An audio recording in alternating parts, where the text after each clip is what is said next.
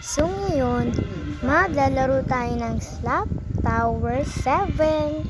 So excited na ako dito guys kasi alam niyo pa naman hindi ko pa nalalaro to.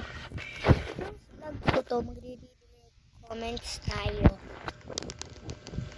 Kaya hintayin nyo guys ha. Wait lang guys, nakatayo lang talaga yan pero makakahiga yan guys. Huwag na napansinin yung mga maingay dito. Kasi gagayahin natin si from this to this. Joke lang. Tara, gawin muna natin. Pag ako na-troll dito or nalaglag, kakantahin ko ang titibot-dibo. So guys, may na-troll pala dito. So ayan. Pag ako nalaglag dito, kakantahin ko ang tibok-tibok o yung torete. Kakantahin ko yung torete. Basta mag-request lang kayo guys. Dapat magre-request kayo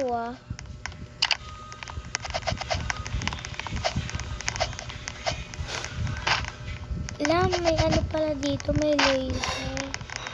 So, anuhin na lang natin. Talunan na lang natin yung laser, guys. So, ayan, dapat hindi ako malaglag or matroll. Please, hindi ako malaglag or matroll. Please, kakantahin ko ang tibok-tibok. Ang durete lang. Oh my God, nalaglag ako. Pero, dapat sa pinaka... Oh my God, kakantahin ko na. Ito na. Dorete Itang 1, 2, 3, go. Sandali na lang maaari bang pagbigyan.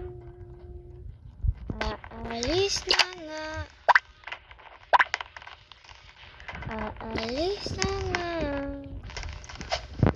maaari bang hawakan ng iyong mga kamay. Sana ay maabot ng langit ang iyong mga ngiti. Sana ay masilip, huwag kang mag-alala. Hindi ko ipipilit sa'yo kahit na minsan ang isip ko'y torete sa'yo. Torete, torete, torete sa'yo. Mabuti pang umiwas, pero salamat na nakapo.